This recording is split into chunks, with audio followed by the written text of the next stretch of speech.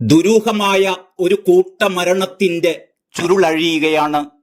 കോട്ടയം സ്വദേശികളായ യുവദമ്പതികളും ഇവരുടെ സുഹൃത്തും അധ്യാപികയുമായ യുവതിയും ഒരുമിച്ച് മരണം വരിച്ചത് മരണാനന്തരം ഒന്നിക്കാൻ വേണ്ടിയാണ് എന്ന സംശയം ഉയരുന്നു. മരണാനന്തര ജീവിതത്തെക്കുറിച്ചായിരുന്നു ഈ 3 പേരും മരണത്തിന് തൊട്ടു മുമ്പ് ഗൂഗിളിൽ തിരഞ്ഞതത്രേ. ബ്ലാക്ക് മാജിക്കുമായി ബന്ധപ്പെട്ട സംഘടനയിൽ ഈ 3 പേരും അംഗങ്ങളായിരുന്നു എന്നും ഇവരുടെ നാട്ടുകാർ പറയുന്നു.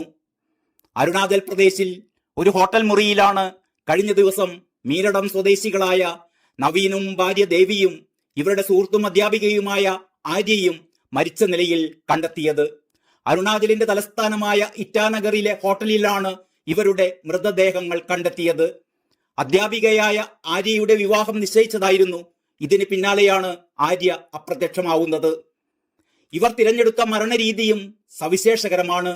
3 പേരുടെയും ശരീരത്തിൽ പ്രത്യേക തരത്തിലുള്ള മുറിവുകൾ ഉണ്ടാക്കിയിരുന്നു. ഈ മുറിവിലൂടെ രക്തം വാർന്നാണ് 3 പേരും മരിച്ചത് എന്നാണ് വിവരം. സന്തോഷത്തോടെ ജീവിച്ചു, ഇനി ഞങ്ങൾ പോകുന്നു എന്നെഴുതിയ ഒരു കുറിപ്പ് ലഭിച്ചതിനെ തുടർന്ന് നടത്തിയ അന്വേഷണത്തിലാണ് ഇറ്റാനഗറിലെ ഹോട്ടൽ മുറിയിൽ ഇവരുടെ മൃതദേഹങ്ങൾ കണ്ടെത്തിയത്. മരിച്ച ദമ്പതിമാരും യുവതിയും ബ്ലാക്ക് മാജിക്കിന്റെ കെണിയിൽ വീണുപോയി എന്ന് സംശയിക്കുന്നതായി പ്രശസ്ത നാടക പ്രവർത്തകൻ സൂര്യ കൃഷ്ണമൂർത്തി പറഞ്ഞു. മരിച്ച ദേവിയുടെ ബന്ധുവാണ് സൂര്യ കൃഷ്ണമൂർത്തി. മരിച്ച 3 പേരും മികച്ച വിദ്യാഭ്യാസം നേടിയിട്ടുള്ളവരാണ്. മരിച്ചൊരു കുട്ടിയുടെ കല്യാണം അടുത്ത മാസം നടക്കേണ്ടതായിരുന്നു. ഇത്രയും എഡ്യൂക്കേറ്റഡ് ആയ മനുഷ്യർ ബ്ലാക്ക് മാജിക്കിന്റെ കെണിയിൽ വീണു എന്നുള്ളത് വളരെ സീരിയസ് ആയി കാണേണ്ട വിഷയമാണെന്ന് സൂര്യ കൃഷ്ണമൂർത്തി പറയുന്നു.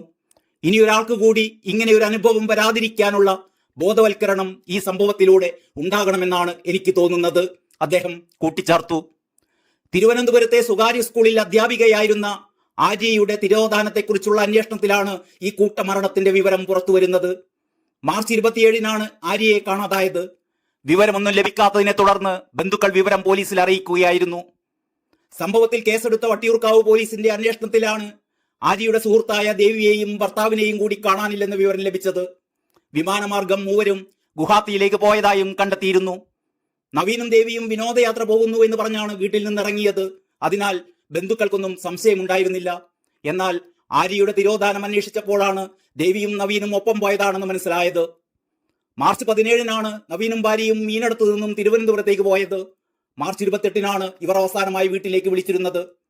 തിരുവനന്തപുരത്ത് സ്വകാര്യ മെഡിക്കൽ കോളേജിൽ ആയുർവേദ പഠനകാലത്ത് പ്രണയിച്ച് വിവാഹം കഴിച്ചവരാണ് ഇരുവരും.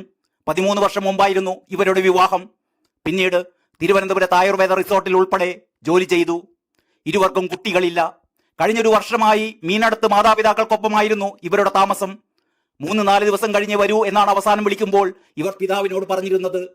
ആയുർവേദ പ്രാക്ടീസ് അവസാനിപ്പിച്ച ശേഷം നവീൻ ഓൺലൈൻ ട്രേഡിംഗിലേക്കും ദേവി ജർമ്മൻ ഭാഷ അധ്യാപനത്തിലേക്കും തിരിയുകയായിരുന്നു എന്നാണ് കുടുംബം പറയുന്നത്.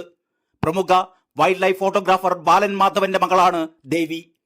News desk, Kalakaumudi.